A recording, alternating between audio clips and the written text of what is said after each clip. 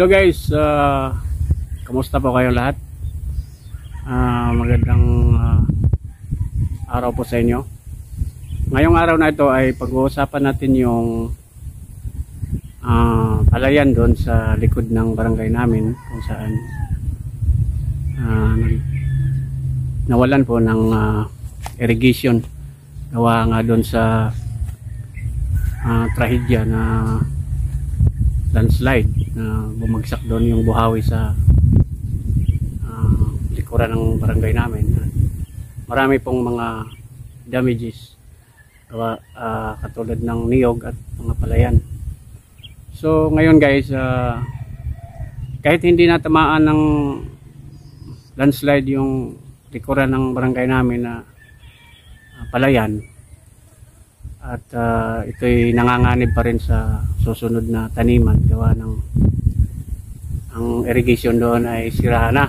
So kung meron kayong mga komento or mga may suggest na mga pamamaraan bang ito ay may balik sa dating may balik yung tubig, ngayon ay ang mga tao ay medyo hindi pa yata sila nakapagpulong kung anong dapat gawin kasi ang irrigation doon ay sira. So tara guys, ipapakita ko sa inyo yung damage doon at ang mga sitwasyon. Let's go.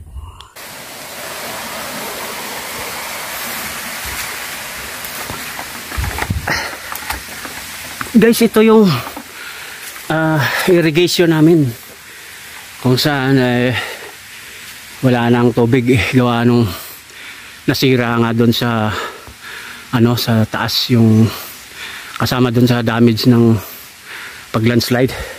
So ito ay pupunta ng palayan doon sa gilid ng barangay namin. So ito nanganganib yung palayan namin. Ngayon nakaka-harvest pa sila, pero sa susunod na taniman wala na guys, wala nang pag-asa kasi yung tubig doon hindi kakasya ko yun. Ano lang yun dito, wala nang tubig guys.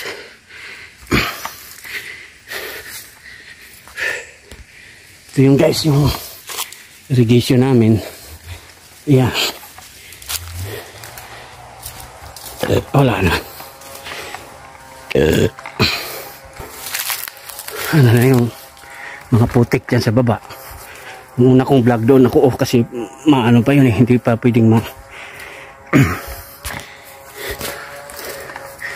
yan guys, wala nang tubig yung irrigation. Dati puno yan dyan ibig sabihin ngayon sa darating na pagtatanim ay wala na.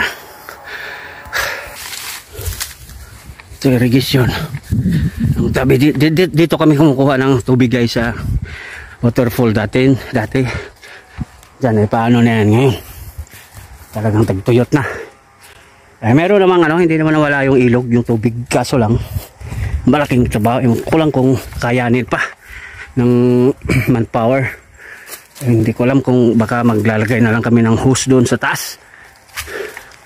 Yung tanong, mahal ang hose, wala nang makaka-afford dyan dahil wala nang buhay ay kabuhayan. Ito yung irrigation guys. Hihimayin natin itong problema dito. Itong mga hose dati wala na ito yung sa barangay. See guys, wala na yung dito yung saan kami kantuhan natin big. See, bangin na guys. Dapat dati bilang tubig